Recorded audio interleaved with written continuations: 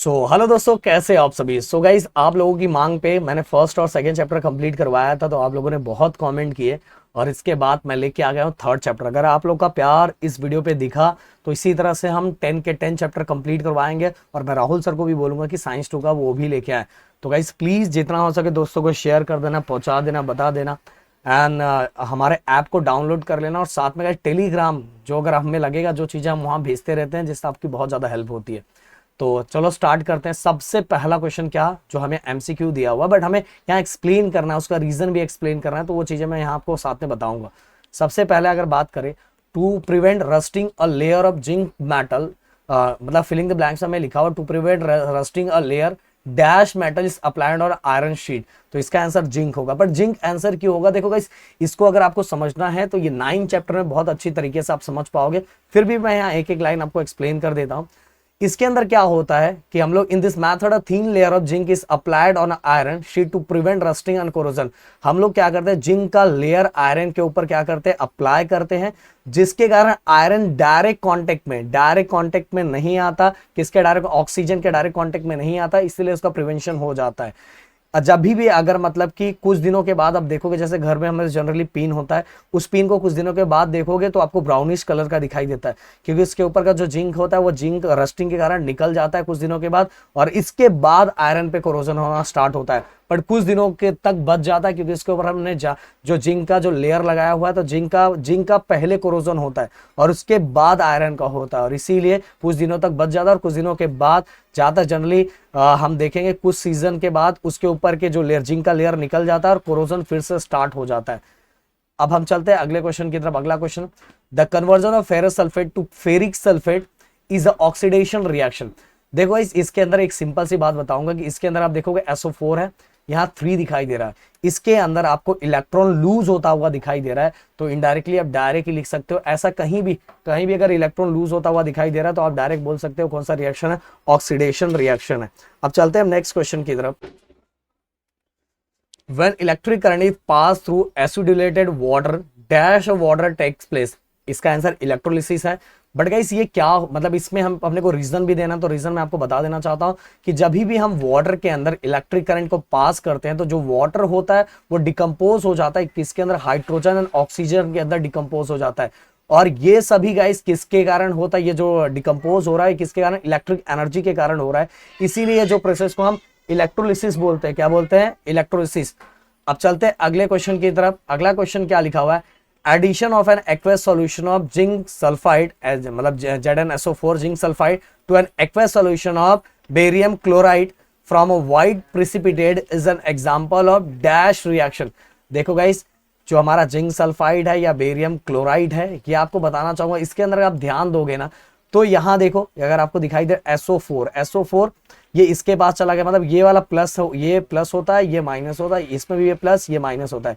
अब जिंक के बाद इसका वाला माइनस आ जाएगा, जिंक के बाद अगर हम फोकस करेंगे, अगर मैं आपको बताना चाहूँ तो जिंक के बाद इसका वाला माइनस आ जाएगा। अगर मैं कलर चेंज कर लूँ एक बार, तो अगर मैं कलर चेंज करके आपको बताऊं तो ये देखो ये वाला पार्ट इसके पास आ जाएगा, क्योंकि ये माइनस होता है, ये माइनस होता है, और ये माइनस होता है, ये प्लस होता है हमारा, ओके, और ये भी प्लस होता है। तो इसके अंदर ये जिंक सल्फाइड इधर आ जाएगा, और ये ध्यान रखो, ये जिंक इधर आ जाएगा और ये क्लोरीन इधर आ जाएगा, जो Cl2 इधर आ जाएगा। तो देखो ये चेंज हो गया, और ये 2 बार रिएक्शन हुआ है, 2 बार आयन को इसने एक्सचेंज किया, इसका वाला माइनस इधर आ गया, इधर वाला माइनस इधर चला गया, इसीलिए हम इसको क्या बोलते हैं, डबल डिस्प्लेसमेंट रिएक्शन। अब चलते हैं हम नेक्स्ट क्वेश्चन की तरफ। अगला जो क्वेश्चन हमें दिया हुआ है, इसके अंदर क्या लिखा है, write answer to the following. हमें इसके अंदर क्या करना है कि हमें जो क्वेश्चन दिया हुआ है उनको एक्सप्लेन करना है। पहला question, what is the reaction called when oxidation और रिडक्शन टेक्स प्लेस। मतलब जब ऑक्सीडेशन और रिडक्शन एक साथ होता है तो उस रिएक्शन को हम क्या बोलते हैं। मैंने बार बार अपने, अगर मेरे लेक्चर्स आपने देखे होंगे तो उसके अंदर मैंने आपको बताया था कि व्हेन ऑक्सीडेशन और रिडक्शन टेक्स प्लेस, अगर एक साथ ऑक्सीडेशन और रिडक्शन होता है तो हम उसको क्या बोलते हैं, रिडॉक्स रिएक्शन कहते हैं। क्या बोलते हैं, रिडॉक्स, मतलब इन शॉर्ट जिसके अंदर अगर इलेक्ट्रॉन लूज भी हो रहा है और गेन भी हो रहा है, ये दोनों प्रोसेस साथ में हो रहा है। या तो इन शॉर्ट अपने बुक की बातें कर लेते हैं, जिसके अंदर अगर कोई भी मतलब हमें दिखाई दे रहा है कि अगर कॉपर हो गया, हाइड्रोजन है, कोई भी एलिमेंट ऑक्सीजन को लूज कर रहा है, ऑक्सीजन को क्या कर रहा है, लूज कर रहा है, या तो हाइड्रोजन को गेन कर रहा है। ऑक्सीजन को लूज करना भी गाइस क्या होता है, ध्यान से सुनो, ऑक्सीजन को लूज करना मतलब रिडक्शन, समझ में आया, ऑक्सीजन को लूज करना रिडक्शन, एंड जो हमारा ऑक्सीजन को गेन करना मतलब ऑक्सीडेशन होता है। उसी तरह से हाइड्रोजन को गेन करना भी रिडक्शन होता है। तो ये सभी चीजें मैंने अपने वीडियो के अंदर बताई है, समझाई, आपको पता ही होगा। तो देखो गाइस, इसके अंदर CuSO4, इसके अंदर आपको दिखाई दे रहा है कि यहां से ऑक्सीजन लूज हो गया। अब यहाँ Cu नहीं दिख रहा है। जब ऑक्सीजन लूज हो गया मतलब यहाँ क्या हुआ है, यहाँ हुआ है हमारा रिडक्शन, क्योंकि ऑक्सीजन लूज हो चुका है। H2 के जगह पे क्या हुआ है, इसने ऑक्सीजन को गेन किया हुआ है। तो यहाँ क्या हुआ है, यहाँ ऑक्सीडेशन हुआ है, मतलब हाइड्रोजन की जगह ऑक्सीडेशन हुआ है एंड Cu की जगह रिडक्शन हुआ है। और ये दोनों रिएक्शन एक साथ हमें दिखाई दे रहा है, इसीलिए इस रिएक्शन को हम क्या बोलेंगे, रिडॉक्स रिएक्शन। इसमें लिखा है देखो, copper oxide loses oxygen atom which means the reduction of copper oxide. Okay, अब हाइड्रोजन की जगह भी इसके अंदर क्या हो रहा है, ये ऑक्सीजन को गेन कर रहा है, इसीलिए यहाँ क्या हो गया, ऑक्सीडेशन हो गया। और ये पूरा रिएक्शन एक ही बार में हो रहा है, तो इसको बोलेंगे ऑक्सीडेशन रिडॉक्स रिएक्शन। अब चलते हैं नेक्स्ट क्वेश्चन की तरफ। How can the rate of chemical reaction, namely decomposition of hydrogen peroxide, be increased? Okay, तो सिंपल सी बात है गाइस, देखो अगर हमने सबसे पहले क्या किया, हाइड्रोजन पेरोक्साइड को स्लो प्रोसेस में डिकम्पोज किया, मतलब स्प्लिट किया। इसके अंदर आपको दिखाई दे रहा हाइड्रोजन और ऑक्सीजन दोनों अलग हो गए। इसके बाद गाइस, इसके अंदर हमने जो कैटलिस्ट यूज किया रेट ऑफ रिएक्शन को बढ़ाने के लिए, रेट ऑफ रिएक्शन को इंक्रीज करने के लिए, वो कैटलिस्ट हमारा था मैग्नीशियम डाइऑक्साइड पाउडर। और जिसके कारण क्या हो रहा है कि ये रिएक्शन का जो स्पीड है वो बढ़ गया। But we can increase the rate of reaction by using particular catalyst. पहले ये रिएक्शन जो था वो स्लो था, बट जैसे ही इसके अंदर मैंने क्या किया, ये जो हमें दिया हुआ है हाइड्रोजन पेरोक्साइड, इसके अंदर जैसे ही मैंने क्या ऐड किया, कैटलिस्ट मतलब मैग्नीशियम डाइऑक्साइड अगर ऐड किया, तो ये रिएक्शन क्या हो गया, फास्ट हो गया। इससे हमें ये पता चला कि कैटलिस्ट अगर हम ऐड करते तो रेट ऑफ रिएक्शन क्या हो जाता है, चेंज हो जाता है, मतलब इंक्रीज हो जाता है। ओके, तो चलते हैं हम नेक्स्ट क्वेश्चन की तरफ। अगला question guys, explain the terms reactant and product. Reactant and product, simple सी बात है गाइस, ये मैंने अपने पूरे जो लेक्चर्स बनाए थे उसके अंदर भी मैंने आपको बताया था कि जो भी सब्सटेंस केमिकल रिएक्शन के अंदर पार्ट लेता है उसको हम क्या बोलते हैं, रिएक्टेंट बोलते हैं। The substance which take part in a chemical reaction are called reactant. और गाइस, रिएक्शन के अंदर जो रिएक्टेंट पार्ट लेते हैं उसके बाद जो बनता है, जो चीज बनती है उसको हम बोलते हैं product. The substance which are form due to formation of new bond, दोनों का रिएक्शन होने के बाद जो चीजें बनती है उसको हम क्या बोलते हैं, प्रोडक्ट बोलते हैं। जैसे इसके अंदर एग्जांपल ले लो, H2 एंड O2, ये हमारा दोनों रिएक्टेंट है, और जो नया बन रहा है वाटर, ये दोनों को मिला के, दोनों कंबाइन होकर जो बन रहा है, ये होता है हमारा प्रोडक्ट। अब बढ़ते हैं नेक्स्ट क्वेश्चन की तरफ। अगला क्वेश्चन क्या लिखा हुआ, explain the types of reaction with reference to oxygen and hydrogen. अब देखो इसके अंदर सबसे पहला types of reaction with reference to oxygen and hydrogen. Decomposition reaction के अंदर डिकम्पोज हो रहा है, देखो हाइड्रोजन और ऑक्सीजन दोनों अलग अलग हो जा रहा है, इसीलिए डिकम्पोजिशन रिएक्शन है। रिडॉक्स रिएक्शन गाइस, मैंने ऑलरेडी आपको बताया था कि जिसके अंदर हमें दोनों प्रोसेस दिखाई देना चाहिए, ऑक्सीडेशन और रिडक्शन। देखो कॉपर ऑक्सीजन को लूज कर रहा है, तो मतलब ये क्या होगा, रिडक्शन हो गया। एंड H2 क्या कर रहा है, ऑक्सीजन गेन कर रहा है, इसलिए क्या हो गया, ऑक्सीडेशन हो गया। देखो यहाँ प्रोडक्ट के साइड कॉपर दिख रहा है क्या, ऑक्सीजन दिख रहा है क्या, नहीं दिख रहा है, ओनली कॉपर दिख रहा है। मतलब यहाँ से ऑक्सीजन लूज हो गया, मतलब ये यहाँ रिडक्शन रिएक्शन हुआ है, यहाँ ऑक्सीडेशन हुआ है। देखो यहाँ हाइड्रोजन अकेला था पर यहाँ ऑक्सीजन आ गया। तो in this reaction oxidation and reduction taking place at the same time.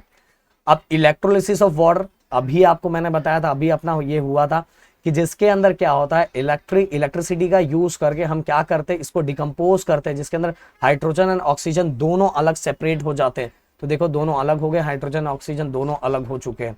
अब चलते हैं नेक्स्ट क्वेश्चन की तरफ।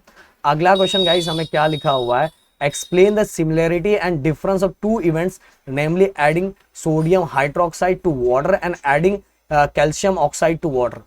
मतलब हमें दो सेम और मतलब सिमिलरिटी और साथ में हम डिफरेंस दोनों बताना है कि क्या लिखा हुआ है कि अगर हम क्या करेंगे, namely adding sodium hydroxide to water and adding calcium oxide to water. अगर हम सोडियम हाइड्रोक्साइड अगर वाटर के अंदर ऐड करते हैं या तो कैल्शियम ऑक्साइड वाटर के अंदर ऐड करते हैं, तो दोनों में सेम क्या होता है और दोनों में डिफरेंस क्या होता है। सबसे पहली बात तो सोडियम हाइड्रोक्साइड अगर हम ऐड करते हैं तो उसके अंदर क्या होगा, दोनों में सिमिलरिटी क्या दिखाई देगी गाइस, पता है, दोनों में हीट निकलता हुआ दिखाई देगा। When the solid sodium hydroxide is dissolve in a water, heat is released, this means it is exothermic reaction. जिसके अंदर से हीट बाहर निकलता है, आप लोग को मैंने बताया, ये उसको एक्सोथर्मिक रिएक्शन कहते हैं। When calcium oxide is dissolve in a water, heat is given away. मतलब जो ये दोनों हम वाटर के अंदर हम डिसॉल्व करते हैं, दोनों में सिमिलरिटी क्या है कि दोनों के अंदर से वाटर क्या होता है, रिड्यूस होता हुआ दिखाई देता है। अब डिफरेंस की बात करते हैं। जैसे सोडियम हाइड्रोक्साइड को हम वाटर के अंदर डिसॉल्व करेंगे तो ये Na+ एंड OH- आयन में डिसोसिएट हो जाएगा, मतलब आयन जनरेट हो जाएंगे, डिसोसिएट हो जाएगा। बट कैल्शियम ऑक्साइड को अगर हम डिसॉल्व करेंगे तो डिसोसिएट नहीं होता। ओके, ये डिसोसिएट बिल्कुल नहीं होता, ये बिल्कुल ये कंपाउंड बन जाता है। हाँ, कैल्शियम हाइड्रोक्साइड ये कंपाउंड जनरेट हो जाता है। ओके, तो ये चीजें हमने बता दी। अब चलते हैं अगले क्वेश्चन की तरफ। गाइस, इसमें explain the following terms endothermic reaction. Guys, ये मैंने अपने ना डिटेल लेक्चर के अंदर बहुत अच्छी तरीके से बताया। एंडोथर्मिक, एंडो मतलब थर्मिक मतलब हीट होता है। जिस रिएक्शन का हीट का एंड हो जाता है, मतलब ऐसा हम बोल सकते हैं the chemical reaction in which heat is absorb, उस रिएक्शन को हम क्या बोलेंगे, एंडोथर्मिक रिएक्शन। ओके, एंडोथर्मिक जिसके अंदर हीट क्या हो गया, एब्जॉर्ब हो गया, हीट खत्म हो गया। देखो इसके अंदर आपको दिखाई देगा, इसके अंदर माइनस लिखा रहा है, मतलब इसके अंदर हीट एब्जॉर्ब हो गया, हीट इस रिएक्शन के अंदर नहीं है, बिल्कुल नहीं है, इसलिए हम इसको क्या बोलेंगे, endothermic reaction. When a solid ammonium chloride is dissolve in a water, you will observe that the tube become colder, मतलब ठंडा हो जाता है, मतलब उसके अंदर हीट गायब हो जाता है। कॉम्बिनेशन रिएक्शन जिसके अंदर आपको दिखाई देगा व्हेन 2 और more reactant to form a single product, जिससे अगर 2 या 2 से ज्यादा रिएक्टेंट कंबाइन होके बस सिंगल प्रोडक्ट बन रहा है तो हम उसको कॉम्बिनेशन रिएक्शन बोल रहे हैं। इस एग्जांपल को भी आप खुद से एक्सप्लेन कर सकते हो। मैग्नीशियम एंड ऑक्सीजन अगर रिएक्ट होते हैं तो मैग्नीशियम ऑक्साइड बन जा रहा है और ये एकदम सिंगल प्रोडक्ट बन रहा है और सिंगल न्यू प्रोडक्ट बन रहा है, इसको हम बोलेंगे कॉम्बिनेशन रिएक्शन। अब चलते हैं अगले, बैलेंस इक्वेशन। गाइस, सबसे पहले मैंने आप लोगों को बैलेंस इक्वेशन का मतलब बताया था कि number of atom on reactant side, reactant के साइड, ये मान लो ये रिएक्टेंट वाला पार्ट है, ये प्रोडक्ट वाला पार्ट है, तो number of atom on reactant side is same as number of atom on product side. अगर दोनों साइड सेम है तो हम उसको बैलेंस इक्वेशन कहते हैं। जैसे अंदर देखो, इसके अंदर नंबर ऑफ एटम हाइड्रोजन में 2 है, और अगर मैं इस साइड बात करूं, दूसरे साइड बात करूं, तो यहाँ टोटल हाइड्रोजन कितना है, 2 to 4, इतना है 2 to 4 है। अब यहाँ सिस्टम में कुछ गड़बड़ है, जो चीजें हम यहाँ एक्सप्लेन करेंगे। तो number of atom on product side भी 2 है। यहाँ अगर ऑक्सीजन इस साइड 2 है, यहाँ भी 2 है, पर यहाँ हाइड्रोजन टोटल मिला के कितना दिखाई दे रहा है गाइस, यहाँ हाइड्रोजन टोटल मिला के 4 दिखाई दे रहा है। तो हम क्या करेंगे, यहाँ अगर 2 ऐड कर देते हैं तो ये बैलेंस हो जाएगा। यहाँ 2 ऐड कर लिया, 2 2 कितना हो गया, 2 2 कितना हो गया, अब देखो 2 2 कितना हो गया, 4 हो गया, और यहाँ भी देखो 2 2 4 हो गया, और ऑक्सीजन कितना होगा, ऑक्सीजन 2 हो गया, मतलब ये क्या हो गया, बैलेंस हो गया। पर बैलेंस करने के लिए हमें खुद से उसको बैलेंस करना पड़ता है। अब नंबर ऑफ एटम दोनों साइड क्या हो जाएंगे, सेम हो जाएंगे, इस साइड भी 4 हो गया, इस साइड भी क्या हो गया, 4 हो गया। ओके,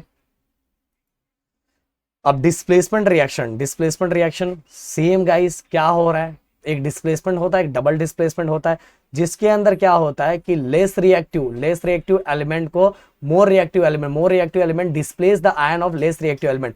मोर रिएक्टिव एलिमेंट को कौन डिस्प्लेस कर देता है, लेस रिएक्टिव, और अपना खुद का प्रेसिपिटेट फॉर्म करता है। जैसे यहाँ देख लो, यहाँ समझाऊंगा, CuSO4 है, यहाँ Zn है। अब आपको दिखाई देगा कि ये प्लस है, ये हम अगर करके दिखाऊं, ये आपको ये प्लस है हमारा, और ये माइनस है, और ये प्लस है।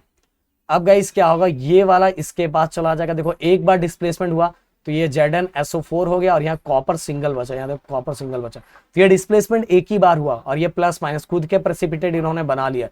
तो मोर रिएक्टिव एलिमेंट ने लेस रिएक्टिव एलिमेंट को डिस्प्लेस करके खुद का आयन बना लिया। देखो खुद का आयन, प्लस माइनस खुद का आयन बना लिया, इसीलिए हम इसको क्या बोलेंगे, डिस्प्लेसमेंट रिएक्शन।